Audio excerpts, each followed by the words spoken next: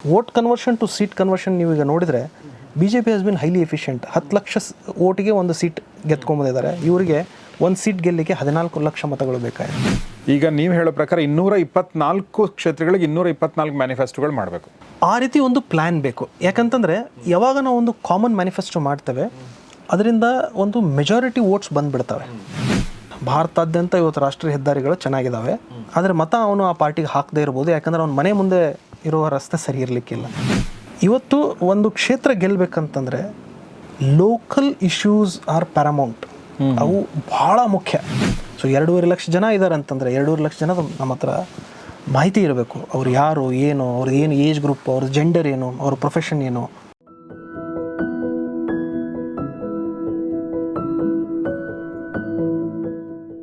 ಸ್ನೇಹಿತರೆ ನಮಸ್ಕಾರ. ಗೌರಿ ಶಕ್ಕಿ ಸ್ಟುಡಿಯೋದ ವಿಶೇಷ ಕಾರ್ಯಕ್ರಮ ದ ಅಕ್ಕಿ ಕನೆಕ್ಷನ್ ನಿಮಗೆಲ್ಲ ಆತ್ಮೀಯ ಸ್ವಾಗತ. ನಾನು ಗೌರಿ ಶಕ್ಕಿ.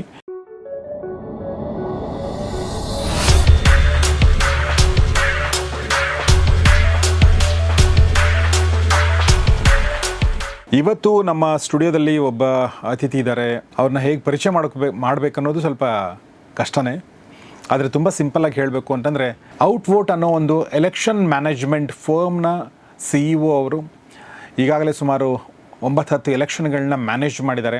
ಸಾಕಷ್ಟು ಜನ ಕ್ಯಾಂಡಿಡೇಟ್ಗಳಿಗೆ ಗೆಲ್ಲಲು ನೆರವಾಗಿದ್ದಾರೆ. ಬಿಸ್ನೆಸ್ ಫ್ಯಾಮಿಲಿಯಿಂದ ಬಂದಂಥವರು ಸಾಕಷ್ಟು ಬಿಸ್ನೆಸ್ಗಳು ಮಾಡಿದ್ದಾರೆ. ಆದರೆ ಸದ್ಯಕ್ಕೆ ಅವರು ಈ ಎಲೆಕ್ಷನ್ ಸ್ಟ್ರಾಟಜಿ ಅಥವಾ ಎಲೆಕ್ಷನ್ ಮ್ಯಾನೇಜ್ಮೆಂಟ್ ಅನ್ನೋ ಬಿಸ್ನೆಸ್ನಲ್ಲಿ ಫರ್ಮ್ ಆಗಿ ಕೆಲಸ ಮಾಡ್ತಾ ಇದ್ದಾರೆ. ಸೊ ಅವರು ನಮ್ಮ ಜೊತೆಗಿರುವಂಥ ವಿಜಯ್ ಮಾನೆ ಅವರು. ವಿಜಯ್ ಅವರ ನಮಸ್ಕಾರ, ವೆಲ್ಕಮ್ ಟು ದ ಶೋ. ನಮಸ್ತೆ.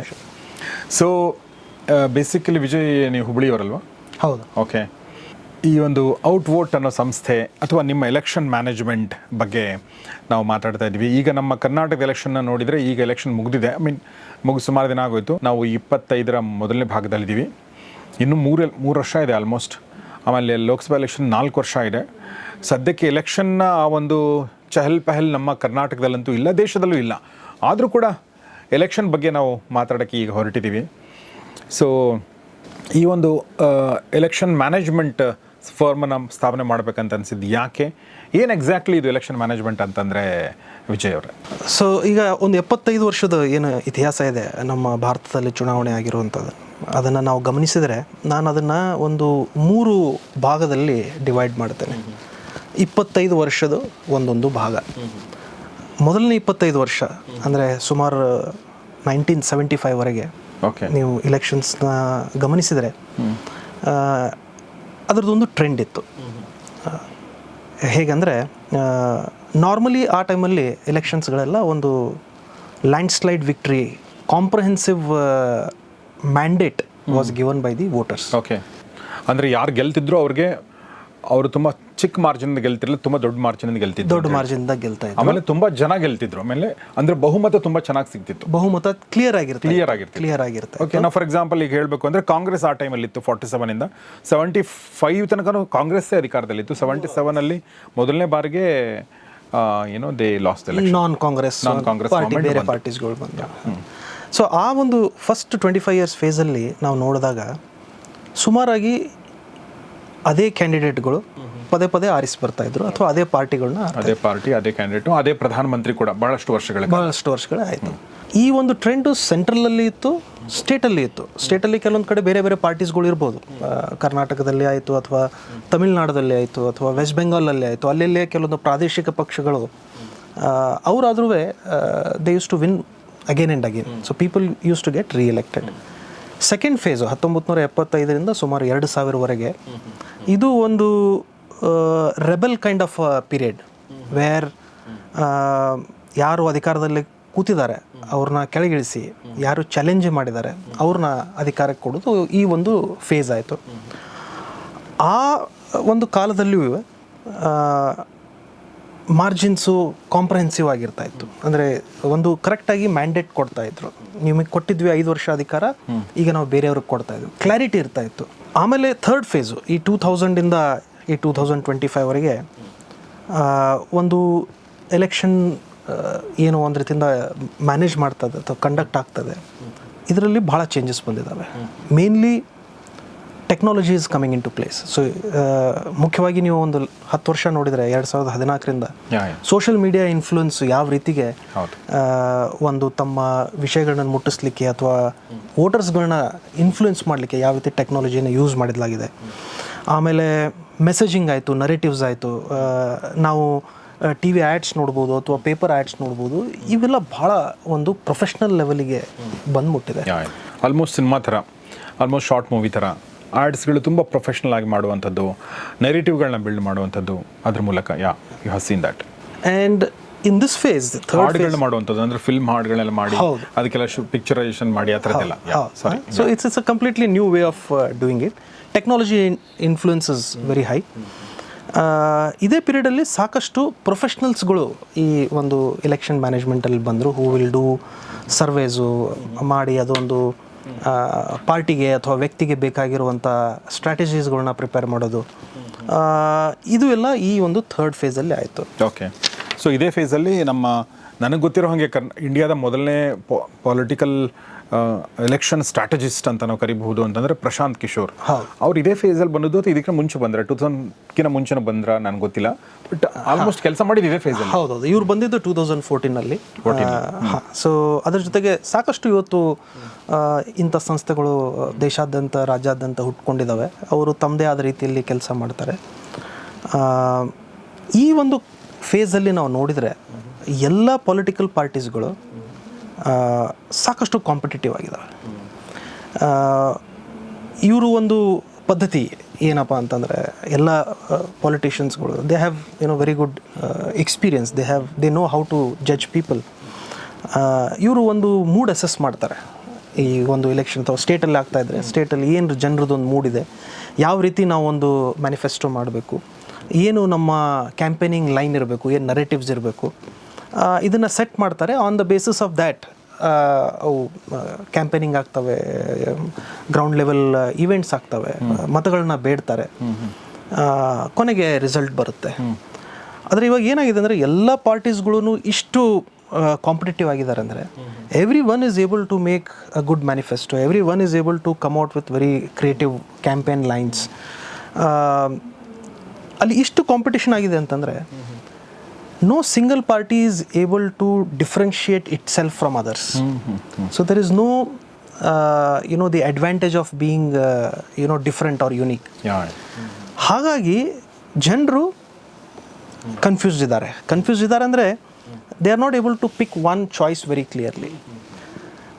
ವಿಶೇಷವಾಗಿ ಕೊನೆ ಒಂದು 10 ವರ್ಷದಲ್ಲಿ ನಾವು ನೋಡಿದರೆ ಇಲ್ಲಿ ಮಾರ್ಜಿನ್ಸ್ಗಳು ಸುಮಾರಾಗಿ ಕಡಿಮೆ ಆಗ್ತಾ ಇದ್ದಾವೆ. Okay, I can give some examples if you allow me.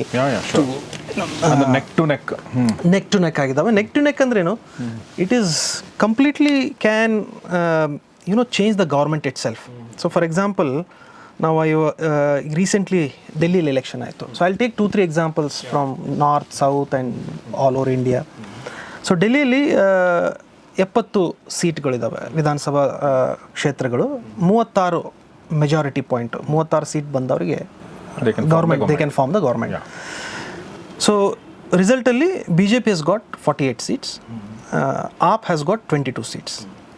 ನಾವು ಈ 70 ಕ್ಷೇತ್ರಗಳ ನಂಬರ್ಸ್ಗಳು ನೋಡಿದ್ರೆ ಅದರಲ್ಲಿ 16 ಕ್ಷೇತ್ರಗಳು ಅತಿ ಕಡಿಮೆ ಮಾರ್ಜಿನಿಂದ ಆಪ್ ಪಾರ್ಟಿ ಸೋತಿದೆ. ಉದಾಹರಣೆಗಾಗಿ Sangam Vihar they lost by 344 votes. Trilokpuri they lost by 392 votes. Jangpura they lost by 675 votes.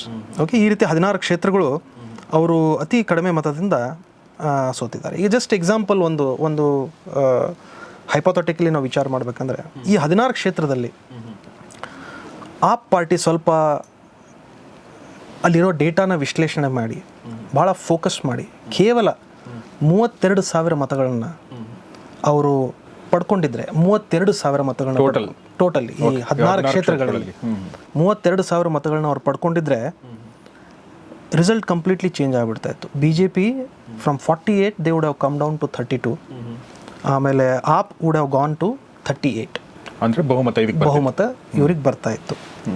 ಈಗ 32,000 ಮತಗಳು 16 ಕ್ಷೇತ್ರದಲ್ಲಿ ಇದು ದೊಡ್ಡ ವಿಷಯ ಅಲ್ಲ. ಯಾಕಂದರೆ ಅವರು ಒಟ್ಟಿನಲ್ಲಿ ಪಡ್ಕೊಂಡಿದ್ದೆ 41 ಲಕ್ಷ. 70 ಸೀಟಲ್ಲಿ 41 ಲಕ್ಷ ಅವರು ಪಡ್ಕೊಂಡಿದ್ದಾರೆ. ಯಾರು? ಆಪ್ನವರು.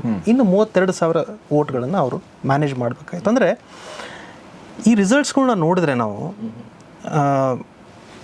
BJP 48 ಸೀಟ್ ಗೆದ್ದಿದೆ, ಆಪ್ 22 ಗೆದ್ದಿದೆ, ಕ್ಲಿಯರ್ ಇದೆ. ಸೀಟಲ್ಲಿ ನೋಡಿದರೆ ಇವರು ಫಾರ್ಮೇಷನ್ ಮಾಡಬೇಕು. ಆದರೆ ನೀವು ಜನಗಳ ಒಂದು ಏನು ಅನಿಸಿಕೆ ಇದೆ ಅದು ಇದರಲ್ಲಿ ಪ್ರೂವ್ ಆಗಲ್ಲ. ಎಸ್. ಸೊ ಏನಾಗ್ತಾ ಇದೆ ಅಂದರೆ ಜನಗಳು ನಿಜವಾಗ್ಲೂ ಬಿಜೆಪಿನ ತಗೊಂಡು ಬರ್ಬೇಕು ಅನ್ಕೊಂಡಿದ್ರ ಗೊತ್ತಾಗಲ್ಲ. ಯಾಕಂದ್ರೆ the difference is so less, it is more of a luck is what I say. So ಇದಕ್ಕೆ ನಾನು ಅದಕ್ಕೆ ಒಂದು ಕೊಟೇಶನ್ ಅಥವಾ ಒಂದು ಏನಾದ್ರು ಹೇಳಬೇಕಂದ್ರೆ, these elections are won by lottery but not really victory ಅನ್ನೋ ಒಂದು ಫೀಲ್ ಬಂದಿದೆ. ಅದೇ ರೀತಿ ಒಂದು ಉದಾಹರಣೆ ನಮ್ಮ ಕರ್ನಾಟಕದಲ್ಲಿ ತಗೊಳ್ಳೋಣ. 2023. ಒಂದೇ ನಿಮಿಷ, ಸಾರಿ. ಈಗ ನೋಡಿ, ಅಂದರೆ ಇದಾದ್ಮೇಲೆ ನಾನು ಒಬ್ಬ ಓದ್ತಿರ್ಬೇಕಾದ್ರೆ ಅಂದರೆ ಒಂದು ಎಲೆಕ್ಷನ್ ಮ್ಯಾನೇಜ್ಮೆಂಟಲ್ಲಿ ಒಂದು ಏನು ಹೇಳಿ ಕೊಲಾಬ್ರೇಷನ್ಗಳು ಅಥವಾ ಕೈ ಜೋಡಿಸೋದು ಅಥವಾ ನೀವು ಟೈ ಅಪ್ ಮಾಡ್ಕೋತೀರಲ್ವ, ಇವ್ರು ಇಂಡಿಯಾ ಒಕ್ಕೂಟ ಅಂತ ಮಾಡ್ಕೊಂಡಿದ್ದಾರೆ. ಯಾರು ಕಾಂಗ್ರೆಸ್ನವರು, ಆಪು ಎಲ್ಲ ಇದೆ. ಬಟ್ ಅವರಿಬ್ಬರು ಸಪ್ರೇಟ್ ಆಗಿ ಅಲ್ಲಿ ಗೆದ್ದರು, ಸಾರಿ ಕಾಂಪೀಟ್ ಮಾಡಿದರು. ಅವ್ರು ಕಾಂಗ್ರೆಸ್ ಏನಾದರೂ ಅಲ್ಲಿ ಬಹುಶಃ ಜೊತೆಯಲ್ಲಿ ನಿಂತಿದ್ರೆ, ಇವ್ರಿಗೆ ಸಪೋರ್ಟ್ ಮಾಡಿದರೆ ಅಲ್ವಾ ಬಹುಶಃ BJP ಬರದೆ ಇವರು ಆಪ್ನವ್ರು ಬರ್ತಿದ್ರು ಅಥವಾ ಕಾಂಗ್ರೆಸ್ ಬರ್ತಿತ್ತು. ಸಾಧ್ಯತೆ ಇದೆ. ಸೊ ಆ ಲೆಕ್ಕಗಳು ಭಾಳ ಇಂಪಾರ್ಟೆಂಟ್ ಇರ್ತವೆ. Obviously political leaders, political parties, they are not novices. They have the knowledge, they have the future ಒಂದು ಏನು ಯಾವ ರೀತಿ ಒಂದು ಇದರದ್ದು ರಿಸಲ್ಟ್ ಬರ್ಬೋದು ಅನ್ನೋದನ್ನು ಅವರು ಎಸ್ಟಿಮೇಟ್ ಮಾಡ್ತಾರೆ. ಬಟ್ ಸಾಧ್ಯತೆ ಇತ್ತು, ಅಂಥ ಒಂದು ಗೇಮ್ ಚೇಂಜ್ನೂ ಆಗ್ಬೋದಾಗಿತ್ತು. ಸೊ ಆ ಥರ ಅಂದರೆ ಅದೆಲ್ಲ ಮೂರ್ಖತನಗಳನ್ನೂ ಕೂಡ ಅವ್ರು ಮಾಡಿದರು. ಅಂದರೆ ಇದು ಬೇರೆ ಬೇರೆ ಕಡೆ ನಡೀತಾನೆ ಇದೆ. ಒಕ್ಕೂಟ ಮಾಡಿಕೊಂಡ್ರು ಕೂಡ ಮತ್ತೆ ಫೈಟಿಂಗ್ ಅಗೇನ್ಸ್ಟ್ ಈಚ್ ಅದರ್ ಮಾಡ್ತಾನೆ ಇದ್ದಾರೆ ಅವರು. Anyway, that's a different thing. So you are telling something. Yes. So ಅದಕ್ಕೂ ಒಂದು ಕಾರಣ ಇದೆ. ಯಾಕಂತಂದರೆ ಇದೇ ಒಂದು ಮೂಲ. ನಾವು ಯಾಕೆ ಈ ಒಂದು ಔಟ್ವೋಟ್ ಅನ್ನೋ ಸಂಸ್ಥೆಯನ್ನು ಹುಟ್ಟಾಕಿದ್ದೇವೆ ಅಂತಂದರೆ, ಈ ವೋಟಿಂಗ್ ಏನಿದೆ ಅಲ್ಲ, voting is a behavioural phenomena. ಇದರಲ್ಲಿ ಒಬ್ಬ ಮತದಾರ ಮತ ಹಾಕೋಬೇಕಾರೆ ಅವನಿಗೆ ಕೆಲವೊಂದು ಕಾರಣಗಳಿರ್ತವೆ. And those reasons are genuine for him. It could be anything between emotional to rational or combination of both. ತಮ್ಮ ಒಂದು ಪರ್ಸೆಪ್ಷನ್, ತಮ್ಮ ಅನಿಸಿಕೆಗಳ, ತಮ್ಮ ಭಾವನೆ ಪ್ರಕಾರ ಅವರು ಮತ ಹಾಕ್ತಾರೆ. ಇಂಥ 100 ಕೋಟಿ ಮತದಾರರಿರುವಂಥ ದೇಶದಲ್ಲಿ ನಾವು ಕರೆಕ್ಟಾಗಿ ಈ ಮತದಾರನ ಅಳತೆ ಮಾಡೋಕ್ಕೆ ಬರಲ್ಲ. It is beyond the capacity of human minds. ಎಂಥ ದೊಡ್ಡ ಪಂಡಿತರಿದ್ರೂ you cannot really assess the mood of the people with your ability or small information that you may have through surveys and all. ಇದಕ್ಕೆ technology ಬೇಕು. If you really want to assess the demographic, geographic and psychographic values of voters, you have to rely more on the technology. Okay, I'll just add one more example what happened in Karnataka. ನಮ್ಮಲ್ಲಿ 224 ಕ್ಷೇತ್ರಗಳಿದ್ದಾವೆ, 113 majority point. Congress 135 ಕ್ಷೇತ್ರಗಳು, 135. ಮತ್ತು ಆಮೇಲೆ ಈಗ by ಎಲೆಕ್ಷನ್ದಲ್ಲಿ ಮತ್ತೆ ಮೂರು ಗೆದ್ಕೊಂಡಿದ್ರು. So 138 ಆಗಿದೆ ಇವಾಗ. 135. BJP 66, JDS 19 ಮತ್ತು ಇನ್ನಿತರ ಕೇಳ್ಕೊಟ್ಟು 4 ಸೀಟ್ಗಳು ಆಗಿದ್ದಾವೆ. BJP 224ರಲ್ಲಿ 66 ಸೀಟ್ಗಳನ್ನು ಗೆದ್ಕೊಂಡು ಇನ್ನೇನು 158 ಸೀಟುಗಳಲ್ಲಿ ಅವರು ಸೋತಿದ್ದಾರೆ. ಅದರಲ್ಲಿ ನಾವು 30 ಸೀಟುಗಳನ್ನ ಗಮನಿಸಿದರೆ ಅವೆಲ್ಲ ತುಂಬ ನ್ಯಾರೋ ಮಾರ್ಜಿನ್ಸಿಂದ ಅವರು ಸೋತಿದ್ದಾರೆ. ಫಾರ್ ಎಕ್ಸಾಂಪಲ್, ಗಾಂಧಿನಗರ್ ಅವರು 105 ಮತದಲ್ಲಿ ಸೋತರು, ಶೃಂಗೇರಿ 201 ಮತದಿಂದ ಸೋತರು, ಮಾಳೂರಿನಲ್ಲಿ 248 ಮತಗಳಿಂದ ಸೋತರು. ಈಗ ಇದನ್ನೇನಾದರೂ ಅವರು ಈ 30 ಕ್ಷೇತ್ರಗಳಲ್ಲಿ ಕೇವಲ 77,000 ಮತಗಳನ್ನು ಅವರು ಪಡ್ಕೊಂಡಿದ್ದಾರೆ, ಅಂದರೆ ಸುಮಾರಾಗಿ ಪ್ರತಿಯೊಂದು ಕ್ಷೇತ್ರದಲ್ಲಿ 2,500 ಮತ ಅವರು ಜಾಸ್ತಿ ತೊಗೊಂಡಿದ್ರೆ, ಕಾಂಗ್ರೆಸ್ಸು 136ರಿಂದ 105ಕ್ಕೆ ಬರ್ತಿತ್ತು. ಆಮೇಲೆ BJP 66ರಿಂದ 96ಕ್ಕೆ ಹೋಗ್ತಾ ಇತ್ತು. ಓಕೆ, ಹಂಗೆ ಅಸೆಂಬ್ಲಿ ಆಗಿರೋದು. ಹಂಗೆ ಅಸೆಂಬ್ಲಿ ಆಗೋದು ನಿಮಗೆ ಗೊತ್ತಿದೆ. ಅದರಲ್ಲಿ ಯಾರು ಚೀಫ್ ಮಿನಿಸ್ಟರ್ ಆಗ್ಬೋದಾಗಿತ್ತು ಅಂತ ನಮಗೆಲ್ಲ ಗೊತ್ತಿರೋ ವಿಷಯ. ಸ್ವಲ್ಪ ಲಾರ್ಜರ್ ಲೆವೆಲಲ್ಲೇ ನೋಡೋಣ. ಪಾರ್ಲಿಮೆಂಟ್ ಎಲೆಕ್ಷನ್ಸ್ 2024ರಲ್ಲಿ ಏನಾಯ್ತು ಅಂತ. ತುಂಬ it was one of the hottest elections that we have ever seen. ಯಾವ ರೀತಿ ಒಂದು ಕ್ಯಾಂಪೇನಿಂಗ್ ಆಯಿತು, ಲೈನ್ಸ್ ಆಯಿತು, ಕ್ಲೇಮ್ಸ್ಗಳನ್ನ ಆಯಿತು, ಏನೆಲ್ಲ ಮಾಡಿದ್ದಾರೆ. ನಮ್ಮಲ್ಲಿ ಇರೋದು 543 parliament constituencies are there, 272 majority. N D A ಒಕ್ಕೂಟ 293 ಸೀಟ್ಗಳಲ್ಲಿ ಗೆದ್ಕೊಂಡು ಬಂದಿದೆ, ಅಂದರೆ ಮೆಜಾರಿಟಿಯಿಂದ 21 ಸೀಟು ಹೆಚ್ಚಿಗೆ. ಇಂಡಿಯಾ ಒಕ್ಕೂಟ 234 ಸೀಟ್ಗಳನ್ನು ಗೆದ್ದಿದೆ. ಈ ಎಲ್ಲ ಪಾರ್ಲಿಮೆಂಟ್ರಿ ಕಾನ್ಸ್ಟಿಟ್ಯೂನ್ಸಿಗಳನ್ನು ವಿಶ್ಲೇಷಣೆ ಮಾಡಿದಾಗ ಇಂಡಿಯಾ ಒಕ್ಕೂಟ ಸೋತಂಥ 54 ಕ್ಷೇತ್ರಗಳನ್ನ ನಾವು ಅನಲೈಸ್ ಮಾಡಿದರೆ, ಫಾರ್ ಎಕ್ಸಾಂಪಲ್ ಮುಂಬೈ ನಾರ್ತ್ ವೆಸ್ಟಲ್ಲಿ ಅವರು ಸೋತಿದ್ದು 48 ಮತದಿಂದ. ಒಂದು ಪಾರ್ಲಿಮೆಂಟ್ ಕಾನ್ಸ್ಟಿಟ್ಯೂನ್ಸಿಲಿ ಸುಮಾರಾಗಿ 20 ಲಕ್ಷ ಮತಗಳು ಇರ್ತವೆ, ಆದರೆ ಸೋತಿದ್ದು 48 ಮತದಿಂದ.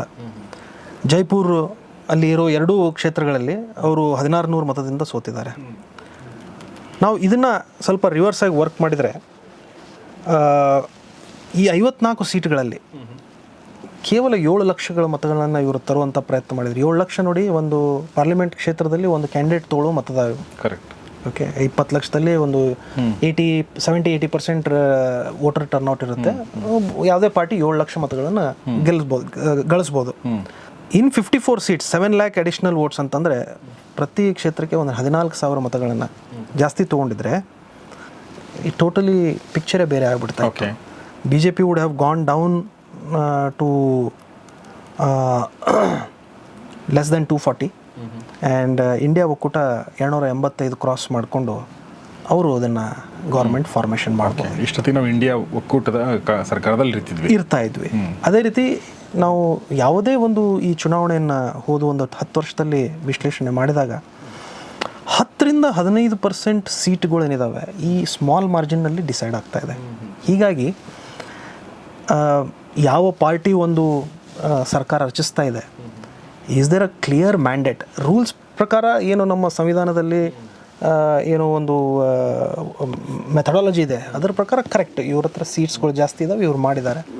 ಆದರೆ ಆ ಒಂದು ಈ ಚುನಾವಣೆ ಒಂದು ಕಾಂಪಿಟಿಷನ್ನಲ್ಲಿ 10-15% ಸೀಟ್ಗಳು ಇಷ್ಟು ಕಡಿಮೆ ಮತಗಳ ಅಂತರದಿಂದ ಚೇಂಜ್ ಆಗ್ತಾ ಇದೆ ಅಂತಂದರೆ ಪಾರ್ಟೀಸ್ಗಳು ಸುಧಾ ನನಗೆ ಅನ್ಸಿದ ಮಟ್ಟಿಗೆ ಕನ್ಫ್ಯೂಸ್ಡ್ ಆಗಿದ್ದಾವೆ. ಅದಕ್ಕೆ ನೋಡ್ತಾ ಇದ್ದೀರಿ ನೀವು, ಎಷ್ಟೋ ಒಂದು ರಾಜ್ಯದಲ್ಲಿ ಐಡಿಯಾಲಜಿ ಡಿಫ್ರೆಂಟ್ ಇದ್ರೂ ಇಲೆಕ್ಷನ್ ಆಗುವಾಗ ಇವರು ಅವರಿಗೆ ವಿರುದ್ಧ ಇಲೆಕ್ಷನ್ ಮಾಡಿ ರಿಸಲ್ಟ್ ಬಂದಮೇಲೆ ಕೋಯಲೇಷನ್ಸ್ಗಳು ಫಾರ್ಮ್ ಆಗಿದ್ದಂಥ ಅಂಥ ಒಂದು ವಿಷಯಗಳನ್ನು ಬಂದಿದ್ದಾವೆ.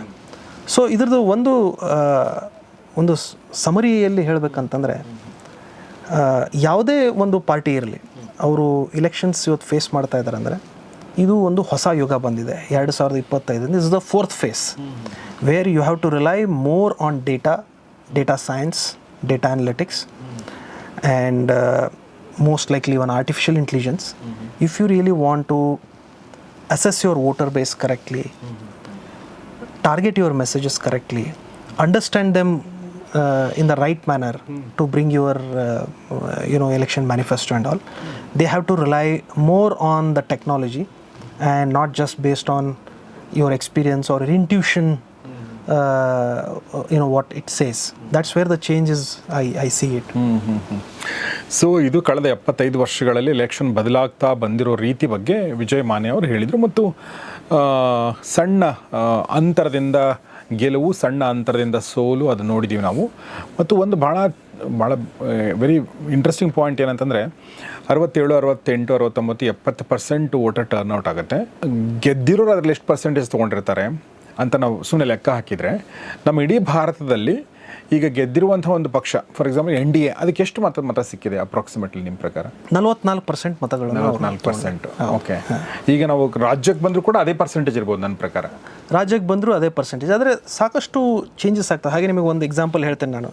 2018ರಲ್ಲಿ ನಮ್ಮ ಕರ್ನಾಟಕ ಚುನಾವಣೆಯಲ್ಲಿ ಕಾಂಗ್ರೆಸ್ಗೆ 38% ವೋಟ್ ಶೇರ್ ಸಿಕ್ತು. ಓಕೆ, 38% ವೋಟ್ ಶೇರ್ ತೊಗೊಂಡು 80 ಸೀಟ್ಗಳಲ್ಲಿ ಇವ್ರು ಗೆದ್ದು ಬಂದರು. BJPಗೆ 2% ಕಡಿಮೆ ವೋಟ್ ಶೇರ್, ಅವ್ರಿಗೆ ಸಿಕ್ಕಿದ್ದು 36.5%, ಆದರೆ ಅವ್ರ ಸೀಟ್ ಬಂದಿದ್ದು 104. ಓಕೆ, ಸೊ ಇದು ಒಂದು vote share conversion into seat share, ಇದು ಒಂದು ಮಿಸ್ಟ್ರಿ ಇದ್ದಾಗೆ. Okay okay. ಹಾಗೆ ನಿಮಗೆ ಮತ್ತೊಂದು ಉದಾಹರಣೆ ಹೇಳಬೇಕಂದ್ರೆ, ಈಗ ಮೊನ್ನೆ ನಮ್ಮ 2024 ಲೋಕಸಭೆ ಚುನಾವಣೆಯಲ್ಲಿ BJP ಸುಮಾರು 24 ಕೋಟಿ ವೋಟ್ಗಳನ್ನು ತೊಗೊಂಡು 240 ಸೀಟಲ್ಲಿ ಆರಿಸಿ ಬಂದಿದ್ದಾರೆ. ಅಂದರೆ ಒಂದು ಅಂದಾಜಿಗೆ 10 ಲಕ್ಷ ಮತಗಳಿಗೆ ಒಂದು ಸೀಟು ಕನ್ವರ್ಷನ್ ಮಾಡಿದ್ದಾರೆ. ಅದೇ ನೀವು ಕಾಂಗ್ರೆಸ್ ನೋಡಿದರೆ ಅವರು 14 ಕೋಟಿ ಮತ ತೊಗೊಂಡು 99 ಸೀಟ್ ಗೆದ್ದಿದ್ದಾರೆ. ಸೊ ಅವರಿಗೆ ಒಂದು ಸೀಟ್ ಗೆಲ್ಲಲಿಕ್ಕೆ 14 ಲಕ್ಷ ಮತಗಳು ಬೇಕಾಗಿತ್ತು. So yes, vote conversion to seat conversion ನೀವು ಈಗ ನೋಡಿದರೆ BJP has been highly efficient. 10 lakh ಓಟಿಗೆ ಒಂದು ಸೀಟ್ ಗೆದ್ಕೊಂಡ್ಬಂದಿದ್ದಾರೆ. ಇವರಿಗೆ ಒಂದು ಸೀಟ್ ಗೆಲ್ಲಲಿಕ್ಕೆ 14 ಲಕ್ಷ ಮತಗಳು ಬೇಕಾಗಿತ್ತು. ಏನಿದೆ ಈ ಮಿಸ್ಟ್ರಿ ಏನಿದೆ? Can you unravel this? ಈಗ ಅದೇ ಪರ್ಸ್ಪೆಕ್ಟಿವಲ್ಲಿ ಕೇಳ್ತಾ ಇದ್ದೀನಿ. ವೋಟ್ ಶೇರ್ ಜಾಸ್ತಿ ಇದೆ, ಆದರೆ ಸೀಟ್ ಶೇರ್ ಕಡಿಮೆ ಇದೆ. ಆಮೇಲೆ ನೀವು ಕರ್ನಾಟಕದ ಕೂಡ ನೀವು ಲಾಸ್ಟ್ 2018 ಹೇಳಿದ್ರಿ, BJPಗೆ ವೋಟ್ ಶೇರ್ ಕಡಿಮೆ ಇದೆ, ಆದರೆ ಸೀಟ್ ಶೇರ್ ಜಾಸ್ತಿ ಇದೆ. ಕಾಂಗ್ರೆಸ್ಗೆ ವೋಟ್ ಶೇರ್ ಜಾಸ್ತಿ ಇದೆ, ಸೀಟ್ ಕಡಿಮೆ ಬಂದಿದೆ. ಯಾಕೆ ಹಿಂಗಾಗುತ್ತೆ ವಿಜಯ್? ಏಕೆಂದರೆ ಈ ಸೀಟನ್ನು ಅಂತಲ್ಲ, ನಾವು ಕ್ಷೇತ್ರಗಳು, ಪ್ರತಿಯೊಂದು ಕ್ಷೇತ್ರದ್ದೇ ಒಂದು ಮ್ಯಾಥ್ಸ್ ಇದೆ. ಈ ಕ್ಷೇತ್ರಕ್ಕೆ ಒಂದು ಜಾಗ್ರಫಿಕಲ್ ಬೌಂಡ್ರೀಸ್ ಇದ್ದಾವೆ. ಆ ಒಂದು ಕ್ಷೇತ್ರದಲ್ಲಿ ಇಂತಿಷ್ಟು ಮತಗಳು ಇಷ್ಟು ಬೂತಲ್ಲಿ ಆಗಿದ್ದಾವೆ. ಓಕೆ, ಇದು ಯೂನಿಫಾರ್ಮ್ ಇಲ್ಲ. ಓಕೆ, ಪ್ರತಿಯೊಂದು ಕ್ಷೇತ್ರದೇ ತಂದೆ ಒಂದು ಯುನೀಕ್ನೆಸ್ ಇದೆ. ಓಕೆ, ಹಾಗಾಗಿ ನಾವೊಂದು ಕಾಮನ್ ಫಾರ್ಮುಲಾ ಅಪ್ಲೈ ಮಾಡಿದರೆ and expecting each constituency to behave like that's not going to happen. It is important to look at every constituency, see what is the all the numbers are there. Based on that you need to plan your resource deployment. Okay, based on that you need to plan your campaigns. It cannot be uniform across all the constituencies. ಈಗ ಭಾರತಕ್ಕೆ ನೀವು ಒಂದು single plan ಇಟ್ಕೊಂಡು ಕೆಲಸ ಮಾಡಿದ್ರೆ ಆಗಲ್ಲ. ಯಾಕಂದರೆ ಗೋವಾದಲ್ಲಿರೋ parliament ಕಾನ್ಸ್ಟಿಟ್ಯೂನ್ಸಿನೇ ಬೇರೆ, ಕೇರಳದಲ್ಲಿ ಇರೋದೇ ಬೇರೆ, ಒರಿಸ್ಸಾದಲ್ಲಿ ಇರೋದೇ ಬೇರೆ, ಪಂಜಾಬ್ದಲ್ಲಿ ಇರೋದೇ ಬೇರೆ, ಕರ್ನಾಟಕದಲ್ಲಿರೋದು ಬೇರೆನೆ. ಹಾಗಾಗಿ it is very important to have your constituency centric election plan. Only then probably you will be able to make your efforts more efficient and you can expect the results to come in certain kind of logical manner. So ನೀವು ಹೇಳಿದ್ದು ನನಗೆ ಡೈರೆಕ್ಟಾಗಿ ಅರ್ಥ ಮಾಡ್ಕೊಳ್ಳೋದು ಅಂತಂದರೆ, ಅಂದರೆ implement ಮಾಡೋದಂದರೆ, ಈಗ ನಾವು ಯೂಶ್ವಲ್ ಏನು ಮಾಡ್ತೀವಿ, ಪಾರ್ಲಿಮೆಂಟ್ ಇರಲಿ ಅಥವಾ ವಿಧಾನಸಭೆ ಇರಲಿ, ಒಂದು ಎಲೆಕ್ಷನ್ ಮ್ಯಾನಿಫೆಸ್ಟೋ ಮಾಡ್ತೀವಿ. ನಮ್ಮ ದೇಶಕ್ಕೆ ನಾವೇನೆಲ್ಲ ಮಾಡ್ತೀವಿ ಅಂತ, ಅಥವಾ ನಮ್ಮ ಕರ್ನಾಟಕಕ್ಕೆ ಏನೆಲ್ಲ ಮಾಡ್ತೀವಿ ಅಂತ ಹೇಳಿ. ಈಗ ನೀವು ಹೇಳೋ ಪ್ರಕಾರ 224 ಕ್ಷೇತ್ರಗಳಿಗೆ 224 ಮ್ಯಾನಿಫೆಸ್ಟೋಗಳು ಮಾಡಬೇಕು. ಆ ರೀತಿ ಒಂದು ಪ್ಲ್ಯಾನ್ ಬೇಕು. ಯಾಕಂತಂದರೆ ಯಾವಾಗ ನಾವು ಒಂದು ಕಾಮನ್ ಮ್ಯಾನಿಫೆಸ್ಟೋ ಮಾಡ್ತೇವೆ, ಅದರಿಂದ ಒಂದು ಮೆಜಾರಿಟಿ ವೋಟ್ಸ್ ಬಂದುಬಿಡ್ತವೆ. Okay, so what we can say that mass will probably follow what you want. But when you go constituency specific, these things will change. I'll again give an example. ಈಗ ಮೈಸೂರಿನಲ್ಲಿರುವ ರೈತನ mindset ನಮ್ಮ ಬಿಜಾಪುರದಲ್ಲಿರೋ ರೈತನ ಮೈಂಡ್ಸೆಟ್ಗೂ change ಆಗುತ್ತೆ. Okay, ನೀವು ಒಂದು plan ಮಾಡಿ ರೈತರಿಗೆ ಇದನ್ನೆಲ್ಲ ಮಾಡಿಕೊಡ್ತೇವೆ ಅಂತಂದರೆ ಎಲ್ಲರೂ ಅದನ್ನು ಫಾಲೋ ಮಾಡಲ್ಲ. ಕೆಲವರಿಗೆ ಅದು ಬೇಕಾಗಿರಲ್ಲ. ಅದೇ ರೀತಿ ಜನರು ಒಂದು ಮತ ಹಾಕೋದು, ಅದಕ್ಕೆ ನಾನು ಹೇಳಿದೆ ಬಿಹೇವಿಯರಲ್ ಫಿನಾಮಿನನ್ ಅಂತ. ಅವರಿಗೆ ಈಗ ಉದಾಹರಣೆಗೆ ಹೇಳಬೇಕಂತಂದರೆ, ಈಗ ನಮ್ಮ ಭಾರತದಲ್ಲಿ ರಾಷ್ಟ್ರೀಯ ಹೆದ್ದಾರಿಗಳು ಭಾಳ ಚೆನ್ನಾಗಿದ್ದಾವೆ. ಅವರು ಅದನ್ನು ಅಪ್ರಿಷಿಯೇಟ್ ಮಾಡ್ತಾರೆ. ಭಾರತಾದ್ಯಂತ ಇವತ್ತು ರಾಷ್ಟ್ರೀಯ ಹೆದ್ದಾರಿಗಳು ಚೆನ್ನಾಗಿದ್ದಾವೆ, ಆದರೆ ಮತ ಅವನು ಆ ಪಾರ್ಟಿಗೆ ಹಾಕದೇ ಇರ್ಬೋದು, ಯಾಕಂದರೆ ಅವ್ನ ಮನೆ ಮುಂದೆ ಇರುವ ರಸ್ತೆ ಸರಿ ಇರಲಿಕ್ಕಿಲ್ಲ. ಓಕೆ, ಸೊ ವೋಟ್ ಹಾಕುವಂಥ ಒಂದು ಪ್ರಶ್ನೆ ಬಂದಾಗ ಜನರು ಯಾವೆಲ್ಲ ವಿಚಾರಗಳನ್ನ ಮುಂದಿಟ್ಕೊಂಡು ಮತ ಹಾಕ್ತಾರೆ ಅಂತ ಹೇಳೋಕ್ಕೆ ಸಾಧ್ಯ ಇಲ್ಲ. ಹಾಗಾಗಿ ಅದನ್ನು ಆ ಕಾನ್ಸ್ಟಿಟ್ಯೂನ್ಸಿ ಸ್ಪೆಸಿಫಿಕಲ್ಲಿ, ಆ ಬೂತ್ ಸ್ಪೆಸಿಫಿಕಲ್ಲೇ ಅದನ್ನು ನೀವು ಅನಲೈಸ್ ಮಾಡಿಕೊಂಡು ಯಾವ ರೀತಿ ಒಂದು ಮತದಾರ ತನ್ನ ಡಿಸಿಷನ್ ಮಾಡ್ತಾನೆ ಅನ್ನೋದನ್ನು ಅಸೆಸ್ ಮಾಡುವಂಥ ಒಂದು ಅವಶ್ಯಕತೆ ಇದೆ. ಇಲ್ಲದೇ ಇದ್ದಲ್ಲಿ you will always see these kind of results happening. So ಹಾಗೆ ಮತ್ತೆ ಒಂದು ಉದಾಹರಣೆಗಂತ ಹೇಳ್ತಾ ಇದ್ದರೆ, ನಮ್ಮ 2023ರಲ್ಲಿ ಒಂದು ಕಾಂಗ್ರೆಸ್ ಪರ ಒಂದು ದೊಡ್ಡ ಅಲೆ ಬಂದುಬಿಟ್ಟಿತ್ತು. ಯಾಕಂದರೆ ಅವರು ಮಾಡಿರುವಂಥ ಗ್ಯಾರಂಟೀಸ್ಗಳು ಎಷ್ಟು ಪವರ್ಫುಲ್ಲಾಗಿ ವರ್ಕ್ ಆಗ್ತಾಯಿತ್ತು. ಅದೇ ರೀತಿ ಅದು ಪೇ ಸಿ ಎಮ್ ಅನ್ನುವಂಥ ಒಂದು ಏನೇನು ಕ್ಯಾಂಪೇನ್ ಬಂದ್ಕೊಂಡು ಎಲ್ಲ ನೋಡಿದರೆ ಒಂದು there was one wave, Bharat Jodo ಆಂದೋಲನ ಅದು ಆಯಿತು. ಸೊ ಇದನ್ನೆಲ್ಲ ನೋಡಿದರೆ ಒಂದು ಒಲವಿತ್ತು, ಒಂದು ವೇವ್ ಇತ್ತು. ಆದರೆ ನೀವು ರಿಸಲ್ಟ್ ನೋಡಿದಾಗ 89 ಕ್ಷೇತ್ರಗಳಲ್ಲಿ ಕಾಂಗ್ರೆಸ್ ಗೆಲ್ಲಿಲ್ಲ. ಓಕೆ, ಕರ್ನಾಟಕದಲ್ಲಿ 135ರಲ್ಲಿ ಗೆದ್ದರು, 89 ಕ್ಷೇತ್ರಗಳು. ಹಾಗಿದ್ರೆ ವೇವ್ ಇತ್ತಂತಂದರೆ ಅದು ಇಲ್ಲಿ ಯಾಕೆ ವರ್ಕ್ ಆಗಲಿಲ್ಲ?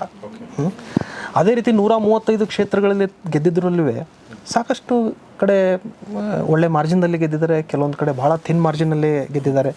ವೋಟ್ ಶೇರ್ ನೋಡಿದ್ರು ಕೆಲವೊಂದು ಕಡೆ 55-56% ವೋಟ್ ಶೇರ್ ಬಂದಿದೆ, ಕೆಲವೊಂದು ಕಡೆ 51% ಬಂದಿದೆ, ಕೆಲವೊಂದು ಕಡೆ 48% ಬಂದಿದೆ. ಸೊ ಹೀಗಾಗಿ ಇವತ್ತು ಒಂದು ಕ್ಷೇತ್ರ ಗೆಲ್ಲಬೇಕಂತಂದರೆ ಲೋಕಲ್ ಇಶ್ಯೂಸ್ ಆರ್ ಪ್ಯಾರಮೌಂಟ್.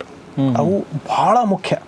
ನೀವು ಗೆಲ್ಲಲಿಕ್ಕೆ, ಈಗ ಉದಾಹರಣೆಗೆ ಗೆಲ್ಲಲಿಕ್ಕೆ ನಮಗೆ 100 ಮತ ಬರಬೇಕಂದ್ರೆ ನಾವು ಏನೋ ಒಂದು ಬ್ರಾಡ್ ಪ್ಲ್ಯಾನ್ ಮಾಡ್ತೇವೆ, ಮ್ಯಾಕ್ರೋ ಪ್ಲ್ಯಾನ್ ಮಾಡ್ತೇವೆ, ಆ ಒಂದು ರಾಜ್ಯದಾಗಲಿ ದೇಶದಾಗಲಿ ಒಂದು ಮ್ಯಾನಿಫೆಸ್ಟೋ ಮಾಡಿಕೊಂಡು ಒಂದು ಕ್ಯಾಂಪೇನ್ ಮಾಡ್ತೇವೆ. ಆ 100ರಲ್ಲಿ ನೀವು 90 ಮತ ಗಳಿಸ್ಬೋದು, 95 ಮತ ಗಳಿಸ್ಬೋದು. ಕೊನೆ 5-10 ಮತಗಳು ಬರೋದು it is very locally centric. ಅದು ಏನೇ ಕಾರಣ ಇರ್ಬೋದು, ಅದನ್ನು ಅಲ್ಲಿ ಫೈಂಡ್ ಔಟ್ ಮಾಡಿಕೊಂಡು ಅದಕ್ಕೆ ಅಲ್ಲಿ ಸೊಲ್ಯೂಷನ್ ಕೊಡಬೇಕು. ಬಟ್ ಯೂಶ್ವಲಿ ನಮ್ಮ MLA ಕಂಟೆಸ್ಟೆಂಟ್ ಏನಿರ್ತಾರೆ, ಶಾಸಕರು ಆಗಬೇಕು ಅಂತ ಅಂದ್ಕೊಂಡವರು, ಈಗ ನಮ್ಮ ಸಿದ್ದರಾಮಯ್ಯವರು, DK ಶಿವಕುಮಾರ್ ಏನೇ ಮಾತಾಡ್ಬೋದು. ಬಟ್ ಈಗ ಒಂದು ಭಾಲ್ಕಿನೋ ಒಂದು ಹುಮ್ನಾಬಾದ್ ಅಲ್ಲಿ ನೀವು ಹೋದರೆ ಅಲ್ಲಿನ ಶಾಸಕರು ಆ ಕ್ಷೇತ್ರದ ಬಗ್ಗೆನೇ ಹೇಳ್ತಾರೆ. ನಾನು ಇದನ್ನು ಮಾಡ್ತೀನಿ, ನಾನು ಬಂದರೆ ಇದು ಮಾಡ್ತೀನಿ, ಇಲ್ಲಿ ರೋಡ್ ಮಾಡ್ತೀನಿ, ಇಲ್ಲಿ ಮಾರ್ಕೆಟ್ ಮಾಡ್ತೀನಿ, ಇಲ್ಲಿ ಇನ್ನೊಂದು ಮಾಡ್ತೀನಿ, ಫ್ಯಾಕ್ಟ್ರಿ ಮಾಡ್ತೀನಿ ಅಂತ ಹೇಳ್ತಾರಲ್ಲ. So that is happening now already. That is happening, but what is happening is that even the opposition candidate is also doing the same thing. He is also talking about the broader development and is also talking about the constituency development. ಇದರಲ್ಲಿ differentiation ಫ್ಯಾಕ್ಟರ್ಸೇ ಇಲ್ಲ. Okay, ಯಾರಿಗೆ ಏನು ಮುಖ್ಯ ಅಂತ ನಮಗೆ ಗೊತ್ತಾಗೋದು ಯಾವಾಗ ಮತ ಆದಮೇಲೆ. ಓಕೆ, ಸೊ ಹಾಗಾಗಿ ನಾವು ಮತದಾರನ ಒಂದು ನಿರ್ಣಯ ಏನಾಗುತ್ತೆ ಅನ್ನೋದನ್ನು ನಾವು ನಮ್ಮ ವಿಚಾರ ಅಥವಾ ಭಾವನೆಗಳಿಂದ ಅದನ್ನು ಅನಲೈಸ್ ಮಾಡೋಕ್ಕೆ ಹೋದರೆ ಇದು ಸಾಧ್ಯ ಇಲ್ಲ. ಯಾಕಂದರೆ ಒಂದು ಸಾಮಾನ್ಯವಾಗಿ ಸಾಧಾರಣವಾಗಿ ಒಂದು ಕ್ಷೇತ್ರದಲ್ಲಿ ಒಂದು 2.5 ಲಕ್ಷ ಮತದಾರರಿರ್ತಾರೆ. ಈ 2.5 ಲಕ್ಷ ಮತದಾರರಲ್ಲಿ ಈಗ ರೂರಲ್ಲಿದ್ದರೆ ಸುಮಾರು 75-80% ವೋಟರ್ ಟರ್ನ್ಔಟ್ ಇರುತ್ತೆ, ಅರ್ಬನ್ ಇದ್ದರೆ 55-60% ಇರುತ್ತೆ. ಓಕೆ, ಸೊ ಮತ ಹಾಕದೇ ಇರೋರು ಯಾರು, ಮತ ಹಾಕೋರು ಯಾರು, ಮತ ಹಾಕುವವರಲ್ಲಿ ನಮ್ಮ ಪರವಾಗಿ ಎಷ್ಟು ಜನ ಮತ ಹಾಕ್ಬೋದು, ವಿರೋಧ ಪಾರ್ಟಿ ಪಕ್ಷದಲ್ಲಿ ಎಷ್ಟು ಹಾಕ್ಬೋದು, ಇದನ್ನು ಅಸೆಸ್ ಮಾಡಬೇಕಾಗತ್ತೆ. That you have to do it technologically and then see the difference. ಯಾವ ರೀಜನ್ದಲ್ಲಿ ನಮಗೆ ಹಿನ್ನಡೆ ಆಗ್ತಾ ಇದೆ, ಯಾವ ರೀಜನ್ದಲ್ಲಿ ನಮಗೆ ಪಾಸಿಟಿವ್ ರಿಸಲ್ಟ್ ಇದೆ. ಹಿನ್ನಡೆಯಲ್ಲಿ ಆಗುವಂಥ ಒಂದು ಕ್ಷೇತ್ರಗಳಲ್ಲಿ, ಅಂಥ ಹಳ್ಳಿಗಳಲ್ಲಿ ಅಥವಾ ಅಂಥ ಒಂದು ಊರಲ್ಲಿ ಅಥವಾ ಒಂದು ಸಿಟಿಯಲ್ಲಿ ಅಲ್ಲಿರುವ ಮತದಾರ ಡೆಮೋಗ್ರಫಿ ಏನು, ಅಲ್ಲಿರುವ ಮತದಾರರ ಡೆಮೋಗ್ರಫಿ ಅಂದರೆ ನಾವೀಗ ಏಜ್, ಜೆಂಡರ್, ಅವ್ರ ಆ್ಯನ್ಯುವಲ್ ಇನ್ಕಮ್ ಇರ್ಬೋದು ಅಥವಾ ಅವರು ಮಾಡುವಂಥ ಪ್ರೊಫೆಷನ್ ಇರ್ಬೋದು, ಇದನ್ನೆಲ್ಲ ಅಂಡರ್ಸ್ಟ್ಯಾಂಡ್ ಮಾಡ್ಕೋಬೇಕಾಗತ್ತೆ. ಇದನ್ನೆಲ್ಲ ಅಂಡರ್ಸ್ಟ್ಯಾಂಡ್ ಮಾಡಿಕೊಂಡು ಆ ಒಂದು ಪ್ರಿಡಿಕ್ಷನ್ ಲೆವೆಲಿಗೆ ಹೋಗಬೇಕು. ಇಲ್ಲದೇ ಇದ್ದಲ್ಲಿ it is going to be one uncertain event. You are there, you are doing a big time campaigning, you are conducting road shows, you are doing house to house. ನೀವು ಮತ ಕೇಳಲಿಕ್ಕೆ ಮನೆಗೆ ಹೋಗ್ತಾ ಇದ್ದೀರಿ. ಇನ್ ದ ಎಂಡ್, ಆ್ಯಂಡ್ ಇವತ್ತು situation ಆಗಿದೆ today, any candidate when the counting is happening, all are confident, all are hopeful that I will make it, but nobody has any ಸರ್ಟನ್ಟಿ in that come what may I will make it. ಅಂಥ ಕ್ಷೇತ್ರಗಳು ತುಂಬ ಕಡಿಮೆ. ಸಾಮಾನ್ಯವಾಗಿ ಪ್ರತಿ ಕ್ಷೇತ್ರದಲ್ಲಿಯೂ counting ಆಗೋರಿಗೆ ಯಾರಿಗೂ confidence ಇಲ್ಲ. ಕೊನೆಗೆ ಬಂದ ತಕ್ಷಣ ಅದಕ್ಕೆ ವಿಶ್ಲೇಷಣೆ ಕೊಡ್ತಾರೆ, ನಾವು ಈ ರೀತಿ ಹೇಳಿದ್ವಲ್ಲ ಅದಕ್ಕೆ ಹೀಗಾಯಿತು ಅಂತ. ಆಮೇಲೆ ಸೋತವರು ಬಹುಶಃ ಇದು ವರ್ಕ್ ಆಗಲಿಲ್ಲ ಅಂತೇಳಿ, ಅದಕ್ಕೇನು ಪ್ರೂಫ್ ಇಲ್ಲ. ಓಕೆ, ಸೊ ಅವ್ರು ಅನ್ಕೊತಾರೆ, ರಿಸಲ್ಟ್ ಬರುತ್ತೆ, ಅಷ್ಟೇ ಆಗ್ತಾಯಿದೆ. ಆದರೆ ಇದನ್ನು ನಾವೊಂದು ಡೇಟಾ ಇಟ್ಕೊಂಡು ಸರಿಯಾಗಿ ಅಸೆಸ್ ಮಾಡಿಕೊಂಡು ನಮ್ಮ ಬೂತಲ್ಲಿ, ಪ್ರತಿಯೊಂದು ಬೂತಲ್ಲಿ ಏನು ಸಿಚುವೇಶನ್ ಇದೆ, ಆ್ಯಂಡ್ ಮೋಸ್ಟ್ ಇಂಪಾರ್ಟೆಂಟ್ಲಿ ನಾವು ಯಾವಾಗಲೂ ಒಂದು ಮತದಾರರ ಬಿಹೇವಿಯರ್ ಪ್ರಿಡಿಕ್ಟ್ ಮಾಡೋದು ಅಂತಂದರೆ, even if you search in the Google how to predict human behaviour, the first thing it says is that to predict a human behaviour, see is past behaviour. Okay, so ಏನು ಒಂದು ಮುಂಚೆ ಆಗಿರುವಂಥ ಎಲೆಕ್ಷನ್ದಲ್ಲಿ ಯಾವ ರೀತಿ ಒಂದು pattern ಇದೆ, ಆ ಪ್ಯಾಟರ್ನ್ನ ನೀವು ಅಲ್ಲಿರೋ ಮತದಾರನ ಕೋರಿಲೇಟ್ ಮಾಡಿದರೆ ನಿಮಗೆ ಸಾಕಷ್ಟು ಅದರಲ್ಲಿರುವ ಚಿತ್ರಣಗಳು ಕಂಡು ಬರ್ತವೆ. ಯಾಕೆ ಈ ಒಂದು ಯುವಕರು ಎಲ್ಲಿ ಮತದಾನ ಹಾಕ್ತಾ ಇದ್ದಾರೆ, ಯಾಕೆ ರೈತರು ಎಲ್ಲಿ ಮತದಾನ ಹಾಕ್ತಾ ಇದ್ದಾರೆ, ಈ ಎಲ್ಲ ವಿಶ್ಲೇಷಣೆಗಳು ನಿಮಗೆ, you have to use the technology. It is not possible for human mind to assess, but data is very important today. ಎಲ್ಲಿವರೆಗಪ್ಪ ಅಂದರೆ ಮತದಾರರವರೆಗಿನ ಡೇಟಾ ನಮಗೆ ಬೇಕು. ಓಕೆ, ಸೊ 2.5 ಲಕ್ಷ ಜನ ಇದ್ದಾರೆ ಅಂತಂದರೆ 2.5 ಲಕ್ಷ ಜನ ನಮ್ಮ ಹತ್ರ ಮಾಹಿತಿ ಇರಬೇಕು. ಅವ್ರು ಯಾರು, ಏನು, ಅವ್ರದ್ದು ಏನು ಏಜ್ ಗ್ರೂಪ್, ಅವ್ರ ಜೆಂಡರ್ ಏನು, ಅವ್ರ ಪ್ರೊಫೆಷನ್ ಏನು, ಈ ಎಲ್ಲ ಮಾಹಿತಿಗಳನ್ನು ನೀವು ಆವಾಗಿರೋ ಒಂದು ಸನ್ನಿವೇಶದಲ್ಲಿ ಏನು ಒಂದು ಸ್ಥಿತಿ ಇದೆ, ಆಮೇಲೆ ಒಂದು ಪಾಸ್ಟ್ ಟ್ರೆಂಡಲ್ಲಿ ಯಾವ ರೀತಿ ಇವರೆಲ್ಲ ಒಂದು ಬಿಹೇವ್ ಮಾಡಿದ್ದಾರೆ, ಇದನ್ನು ಅರ್ಥ ಮಾಡಿಕೊಂಡು you have to come out with the clear cut road map for every booth. ಈ ಬೂತಲ್ಲಿ ನಾನು ಏನು ಮಾಡಬೇಕು, ಯಾವ ರೀತಿ ಮಾಡಬೇಕು, ಎಲ್ಲಿ ನಾನು ಕ್ಯಾಂಪೇನಿಂಗ್ ವೆಹಿಕಲ್ಸ್ಗಳನ್ನ ಜಾಸ್ತಿ ಯುಟಿಲೈಸ್ ಮಾಡಬೇಕು, ಎಲ್ಲಿ ನಾನು ಡೋರ್ ಟು ಡೋರ್ ಮಾಡಬೇಕು, ಎಲ್ಲಿ ಕ್ಯಾಂಡಿಡೇಟ್ ಸ್ವತಃ ಆಗಿ ಮನೆ ಮನೆಗೆ ಹೋಗಬೇಕು. ಈ resource deployment, planning, it has to happen based on the data that is there. So ಒಂದು ಡೇಟಾ ಡ್ರಿವನ್ ಡಿಸಿಷನ್ ಮೇಕಿಂಗ್ ಅನ್ನುವಂಥ ಒಂದು ಪ್ರಾಕ್ಟೀಸ್ಗಳು ಇವತ್ತು ಪಾರ್ಟೀಸ್ ಆಗಲಿ ಕ್ಯಾಂಡಿಡೇಟ್ಸ್ಗಳು ಹಾಕಬೇಕಾಗತ್ತೆ. ಇಲ್ಲದೇ ಇದ್ದಲ್ಲಿ ರಿಸಲ್ಟ್ಸ್ಗಳು ಯಾವಾಗಲೂ ಇದೇ ರೀತಿ ಇರ್ತವೆ. ಗೌರ್ಮೆಂಟ್ಸ್ಗಳು ಫಾರ್ಮ್ ಆಗ್ತಾ ಇರ್ತವೆ, ಐಡಿಯಾಲಜೀಸ್ಗಳು ಮಿಸ್ ಆಗ್ತಾ ಇರ್ತವೆ. ಈ ಒಂದು ಮುಂದಿನ ಏನು 4th ಫೇಸ್ ಅಂತ ಇದ್ದಾನೆ, ನನಗೆ ತಿಳಿದ ಹಾಗೆ ಈಗ ಈ technology interference will increase. Decision making backed by data analytics will increase is what I feel.